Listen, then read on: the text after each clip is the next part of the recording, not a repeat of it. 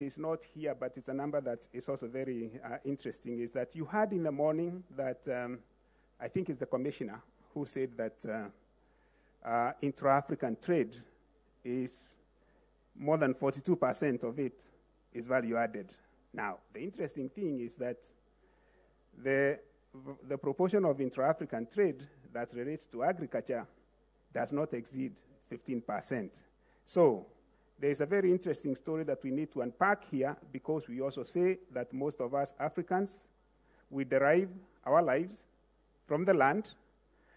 We have a lot of people who are employed in the agriculture sector, and so the question is, what does the AFCFTA offer us as an opportunity to transform our agriculture, not just to grow the food that we need and also to feed the world, to add value in terms of agro-processing, and also grow agro-industries so that we can also create value-added jobs, both in the emerging cities within our continent. So to kick off our session, I'll let Larry make his presentation, and then we'll proceed from there. Thank you so much, moderator. I would like to start, good afternoon, everybody. I would like to start by thanking the organizers for inviting me to share.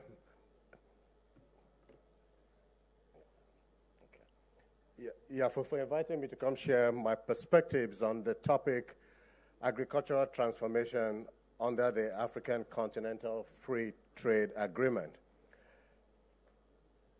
I've actually been asked to provide my thoughts on the following: the summary of the main opportunities for agro-transformation under the AFCFTA. They've also asked me to discuss on how countries identify their pre-competitive agricultural advantages and prioritize those value chains. And I would also spend some time to give my thoughts on how countries can ensure that the agro-transformation opportunities are inclusive of smallholders, of women, and of youths that also dominate this sector. I would like to avoid any preambles and go straight to the point. A lot of opportunities have been highlighted this morning, especially during the first plenary. The first opportunity is a very fundamental fact that it would increase intra-regional trade. But as we can see from data that has come to us from the Africa Trade Report 2018, intra-African trade is still quite low at 15% and compares poorly to Europe, which has 67%, Asia at 58%, North America at 48%, and Latin America at 20%. And we do recognize the challenges limiting this intra-regional trade, which includes endless checkpoints, corruption, custom clearance issues, infrastructural problem. All these issues were articulated this morning by Alhaji Dangote and the other panelists that were here this morning. But there's also a huge opportunity for Africans to supply themselves with the food that they consume. Certainly, there's an opportunity. The AFCFTA provides an opportunity for increased trade between the African producing countries and the African consuming countries. And this we know and we believe will increase export revenue for the former. It would help to improve the trade balance for the region. And of course, will offer better deals for our consumers. We're already beginning to see a lot of this happening with companies as well. We know that some multinational companies, like Coca-Cola, has a strategy which is called the Source Africa strategy, where they have made a very deliberate decision to source a significant chunk of their agricultural commodities from the continent.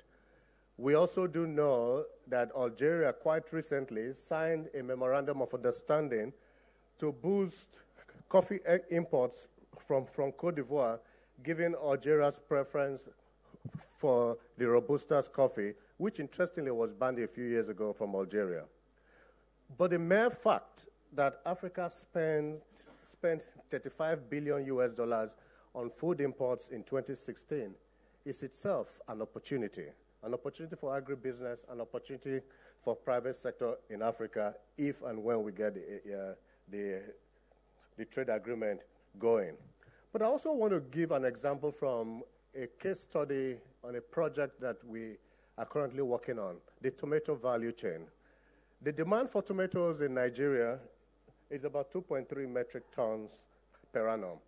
Nigeria is only able to produce about 1.9 metric tons per annum.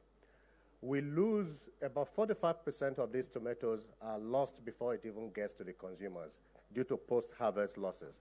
And that's an estimated 900,000 metric tons of tomatoes, valued at about $1 billion US. We also know that a lot of tomato paste is imported into the country here, mainly from China, from Europe, especially from Spain and Italy. And we know that the government spends, depending on who you ask, the figures we have is between $450 million and $1 billion. In between there is the amount that is spent to import tomato paste here. Our processors in Nigeria are limited by plant capacity and by supply volumes. Fortunately, with the support we're getting from the Rockefeller Foundation, we're working to address the post-harvest losses issues. But more importantly, we're beginning to mobilize more processors and support those processors to help source their tomatoes locally. We believe that this would help to spur domestic investment. But the key thing to note there is that even if we can't if those processors cannot meet the demand for tomato paste, we should have a situation where those tomato paste are coming from the African continent. And that is the key point I wanted to make with that particular example. But there's also a third opportunity. And that is the opportunity for us to be able to increase trade between the African producing countries and those African countries that we can refer to as value-adding countries. It's important that we recognize that those value-adding countries are in a position to produce high-quality products for exports to final consumers in other parts of the world. And let's use cashew, for example. Nigeria is one of the leading producers of cashew in the world. But you go to most of the supermarkets here, you find our cashew actually coming from Vietnam, from India, from Europe. Over 2.5 million African farmers currently grow about 45% of the world's cashews. And we have seen in the last 10 years a very significant growth in the African cashew sector. With a yield of more than 1.5 million tons of raw cashew nuts, Africa is now the world's largest producer of raw cashew nuts. But the sad thing to note is that processing of these raw cashew nuts on the continent is still very low. We've seen some increase in the last few years. In 2006, Africa could only produce 35,000 metric tons of raw cashew nuts. By 2015, it had grown significantly to 105,700 metric tons. But we need to do much more than that. If we are the world's largest producer of raw cashew nuts, then we need to work on our processing capability. And it is estimated that a 25% increase in raw cashew nut processing within the continent of Africa would generate more than $100 million US in household income. And this would definitely improve the lives of many families in the rural areas. We implemented a cashew farmers' livelihood project here in Nigeria 2-3 years ago, and we saw the impact that it made on the lives of those farmers in the 3 states that we worked here in Nigeria. We also know that countries like Ivory Coast, which is the world's biggest cocoa exporter, has just overtaken India to become the world's biggest exporter of cashew nuts too. The good news there is that the president of Cote d'Ivoire has an even bigger vision. He wants to have 100% of the nuts processed inside his country by 2020, which of course would mean more jobs and more money flowing into his economy. And that's the kind of vision that we need from our leaders. Key message on this point is that we should keep the added value in Africa. We should keep added value in Africa as opposed to giving it away to Vietnam and India. I hope there are no people, I hope my friends from India are not here. I'm sure you would understand.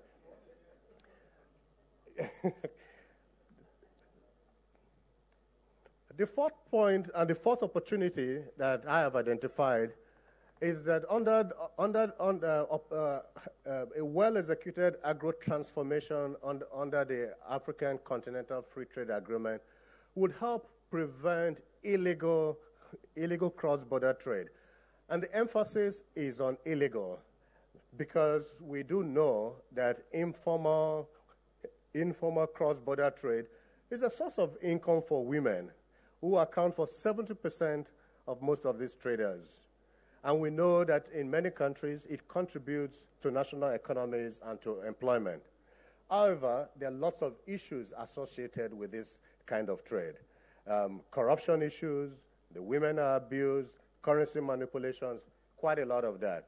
What we believe is going to happen is if the agreement is implemented properly, that we will be able to, the AFCFTA, we can actually provide an opportunity to assist these traders through trade facilitation and establishment of a simplified trade regime.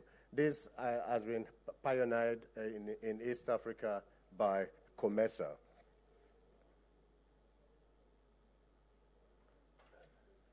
And the last opportunity that I would like to bring up this afternoon is, and certainly not the least, is the creation of a strong future consumer base. We all have heard that Africa's population is going to increase to 2.5 billion people by the year 2050. Nigeria, it is estimated that Nigeria will be the third most populous country in the world by 2050. And what does that represent? It represents a huge market, and we need to ensure that if this agreement is implemented properly, that it will definitely bring very positive impact on producers, on processors' incomes, and we create a very good environment, especially with the population increasing. So let me talk about the complementary interventions that are required to ensure that these opportunities are tapped into. I think the first thing that we need to be very clear about, and this was probably discussed this morning, is the fact that more countries need to join.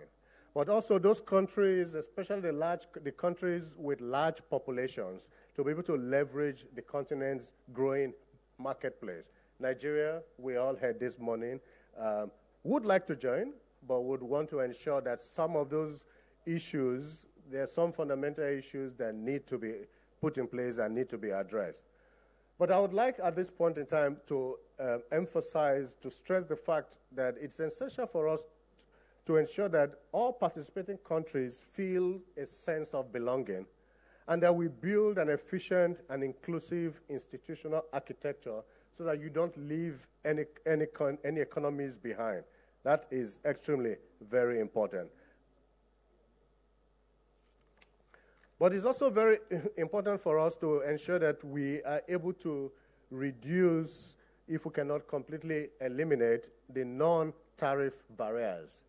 There's no point stating that you have a duty-free or tariff-free policy when there are all sorts of other charges and other what is really referred to as non-tariff barriers in place. And this could be subsidies, there could be quotas, there could be currency manipulations, there could be all sorts of different things.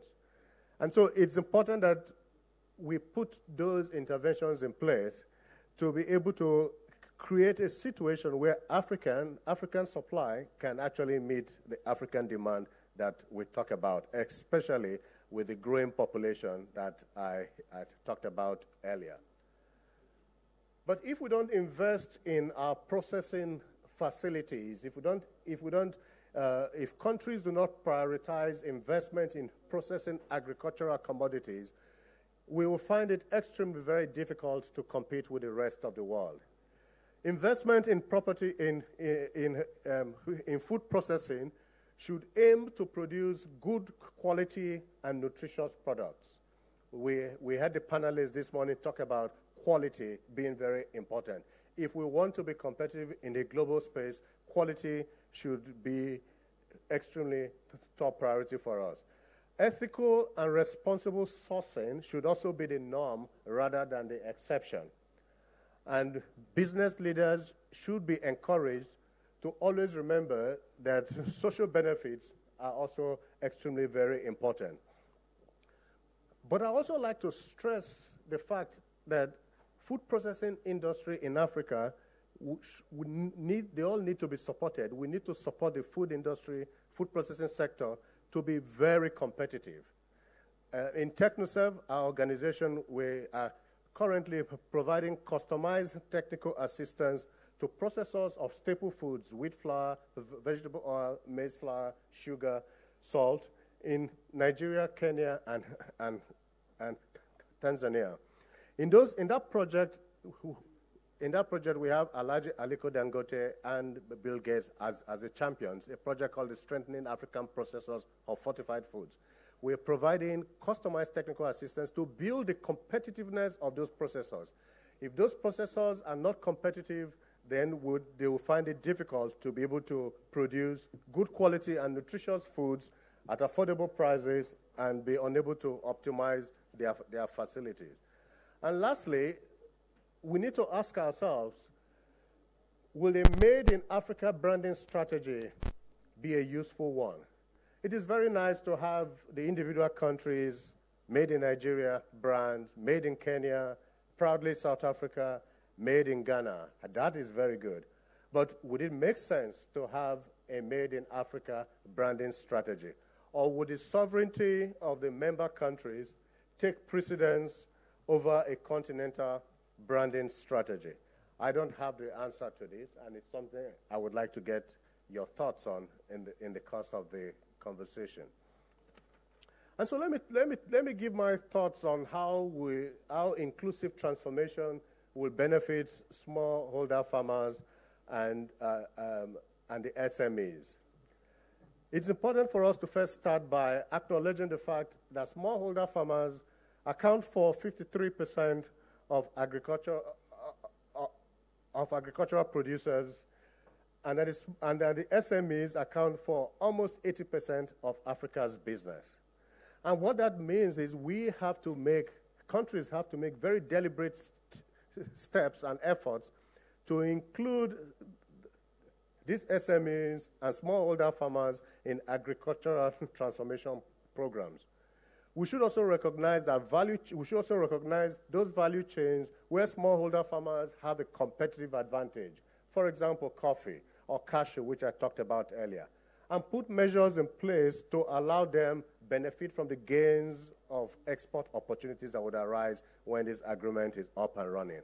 And those measures would include removing trade intermediaries, simplifying the rules of origin requirements, improved trade facilitation, and training those SMEs and smallholder farmers to help them focus on export opportunities. Of course, creating access to capital is also very important. We also need to worry about our women. It is quite sad to note that women's participation is often limited to the lower value subsistence crops rather than the cash crops for export. And who says women cannot make money like the men? This has to change. We need to create opportunities for women to benefit from value addition and commercial export opportunities. We did this in our cashew project in Nigeria, where we worked with 10,000 cashew farmers. 42% of them were women. And we helped them increase their incomes by 20% and their productivity by by over 28% in 2 years. So we should ensure that we worry about women when we're developing agricultural programs. But there are lots of examples. I'm sure there are many other organizations here who are beginning to have very strong gender inclusion, who are insisting on gender inclusion in their projects. We also run a rice project in the northern part of Nigeria, where we're working with 1,000 rice women and have created access to markets for them and access to increased savings. But the youths are also people we need to worry about as well. 60% of Africa's population are below the age of 24. If we do not make plans for those youths, if we do not create opportunities for them, I think Africa is actually setting itself up for danger, and we are definitely playing with fire. The popular saying is, an idle mind is the devil's workshop. We need to create opportunities for youth to be involved in agro-transformation. Fortunately, our youths are more ready to embrace technology for use in agriculture or technology for use in entrepreneurship. We are beginning to see in many countries where youths are becoming extremely very innovative, and I can give 2 examples of the gentleman who set up Hello Tractor, which is the Uber of mechanization. In Nigeria, we have a group called Farm Crowding and Thrive Agri. Young people who are using technology to make life a lot easier for people.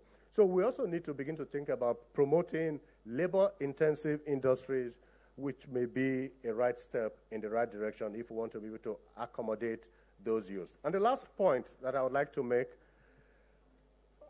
on ensuring that if we really and truly want to achieve productivity, if we want to ensure quality and benefit for consumers, we need to upskill and reskill our labor force. We need to think about mechanization a lot more. We need to focus on the use of high-quality inputs. We need to ensure that in many of our agricultural programs that we promote the adoption of intensive good agronomic practices.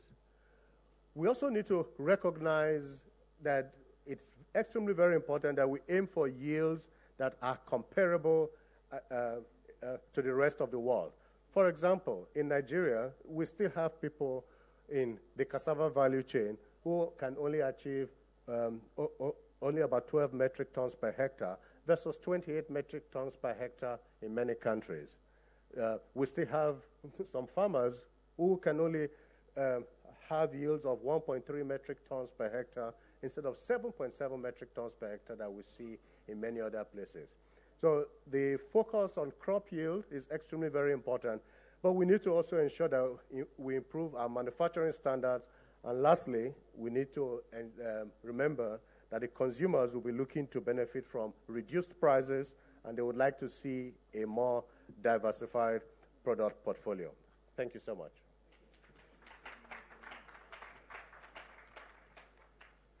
Thank you so much, Larry. Excellent presentation. Quite a number of good issues raised.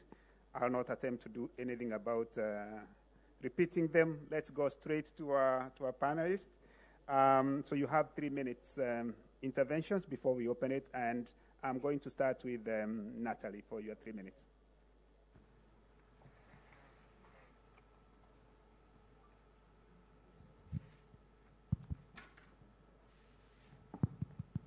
Okay, thank you. My name is Natalie Ebo. I'm associate partner at Sahel Consulting, and I'm the proud daughter of an economist who's very pro-free trade. But I remember my dad growing up, when he was trying to explain to me what he does and trade and all of that, he would tell me that when you look at it globally, free trade is a good thing. Right? It's a really good thing. It makes people focus on what they do best, and other people diversify to other things. But he's always told me that inherently it then creates winners and losers. And for it to be to work on the long term and be sustainable, you need to really understand the impact that it's going to create and find a way to distribute equally the gains of it. He didn't use those, but that's essentially what I remember of it. And I think it's still true, right? And so I think African countries, or when we look specifically at agriculture and look at different value chains, there's a tough decision to make because we'll have to decide which value chain do we prioritize, we feel like we have a competitive advantage in, and which one we don't. And what happens if we deprioritize some value chain? So quickly, let me take the example of dairy, where I spend a lot of time these days. So even though Nigeria has probably the third, fourth largest cattle population in Africa, the sector is really underdeveloped, right? And it's flooded by imports that come mostly from Europe.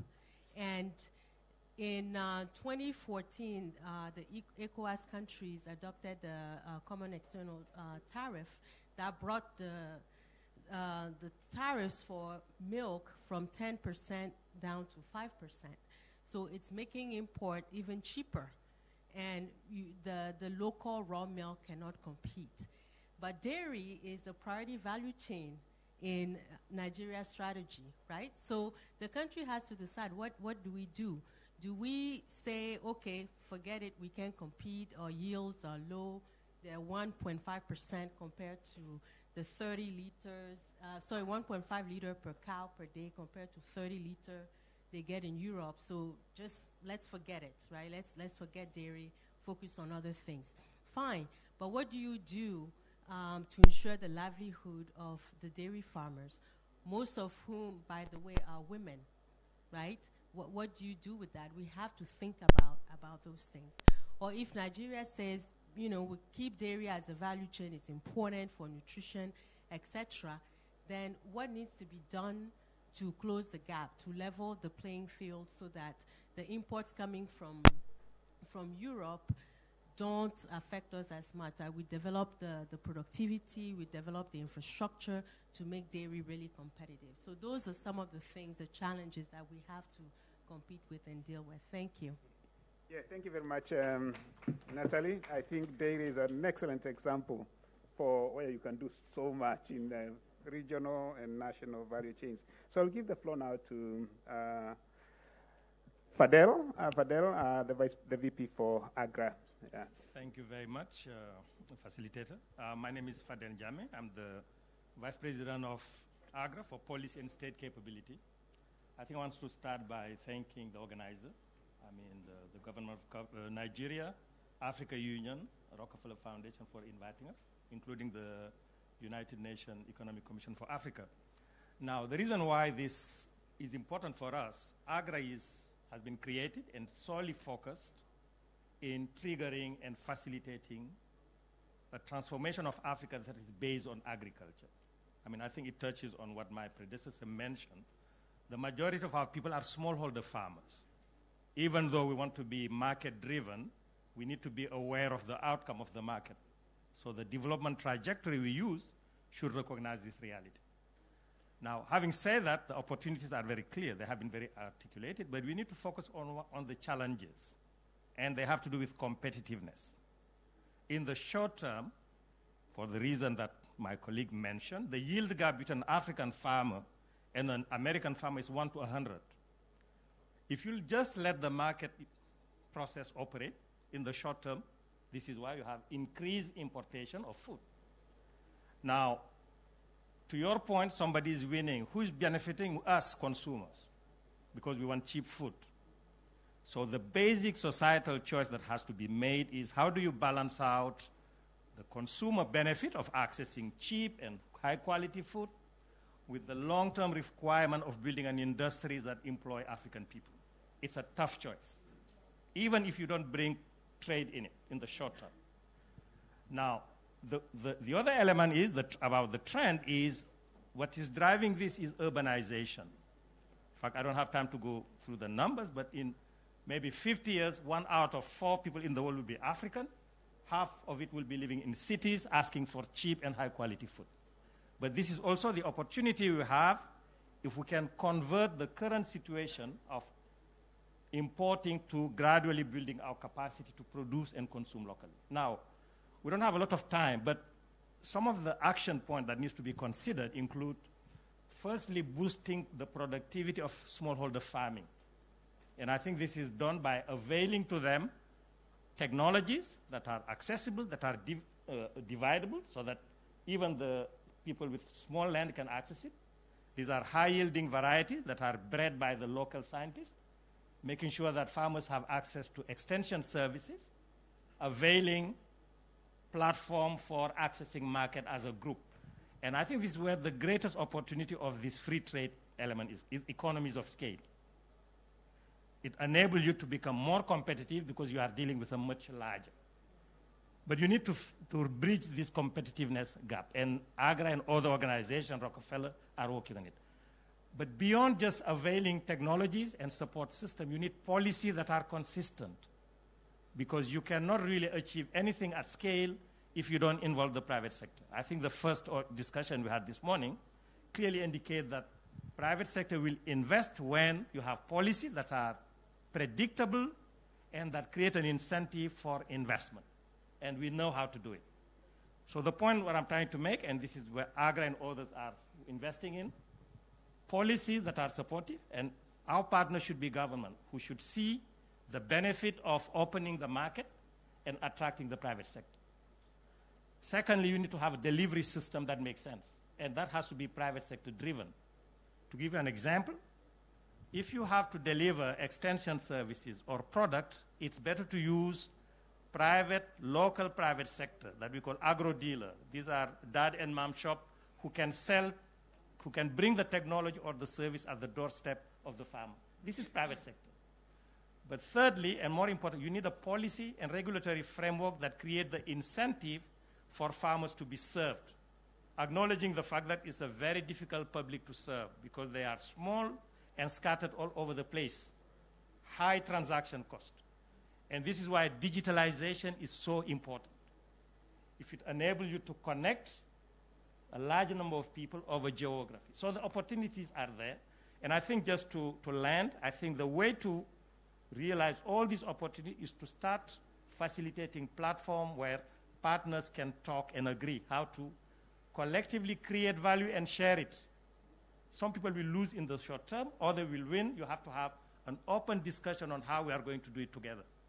That has to be facilitated by the state, whose sole responsibility is to create the environment. It has to be driven by the private sector. You need people like Alaji because they have the muscles to make significant investment that can generate impact and include smallholder farmers. But they need to be helped by lowering the risk of doing it. And I think if we have time, we can go more into detail. But this is the line of work that will enable us to realize those opportunities. Thank you. Thank you very much, Fadel. I think I need to get, so that I don't have to. But while I do this, so we'll give the floor now to fantastic ideas. Fadel, I hope the audience, we are picking this. And if you are doing some of the things that the panelists are saying, because we know we have the private sector here, we would like to hear